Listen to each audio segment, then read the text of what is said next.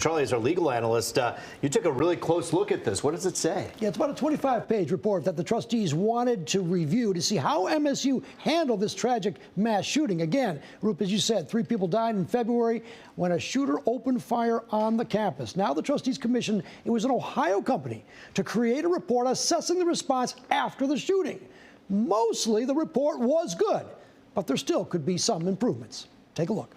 For the most part, the conclusion of the after-action review of the response to the February 13th mass shooting at Michigan State University is that the police acted appropriately, timely, and correctly. What it shows is that law enforcement that night responded correctly. Former Michigan Director of the FBI and current Executive Director of the Detroit Crime Commission, Andy Arena, reviewed the report. I think there are lessons learned not just for Michigan State, but for other campuses. For example, the 25-page report commissioned by MSU in April from Security Risk Management Consultants concluded that 911 calls were handled appropriately. Various local police agencies responded appropriately to the scenes at Berkeley and the Union. The police took appropriate action to locate and eliminate deadly threats, and MSU revised a plan to enhance campus safety and security. When I do a threat assessment, when I come in and look, those are the things I'm looking at, right? I'm looking at your planning, I'm looking at your physical security. So those are the things that we sometimes overlook.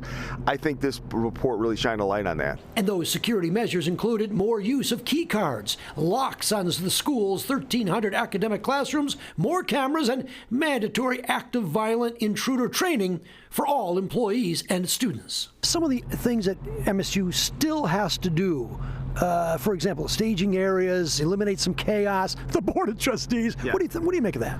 So what I make of that is some good suggestions, right? These are things that I say you overlook a lot of times, but where is the press going to stage? Executive management, stay out, let the professionals do their business.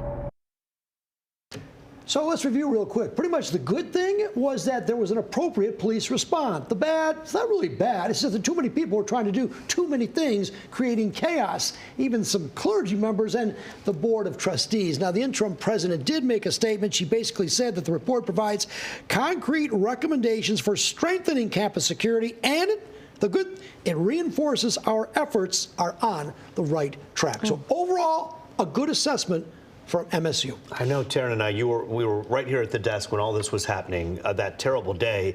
And one thing we kept hearing from a lot of the students was, why are the doors open for people at certain hours at Berkey Hall and at the Union?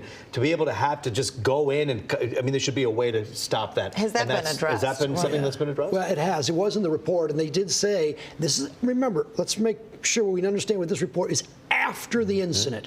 So some of the people that are criticizing this, like some of the attorneys I know, we all know, is that this stuff should have happened before the cameras, the locks, the doors, those type of things. But MSU wanted specifically, what did the police do? How was the police response? How did they respond to a mass shooting? But generally, it's good reports. Now, they did assess a plan, and within pretty quick time, they increased the locks, the cameras, the key locks, all those type of things. So overall, good going forward, still some improvements, but really just clarifying some of the chaos.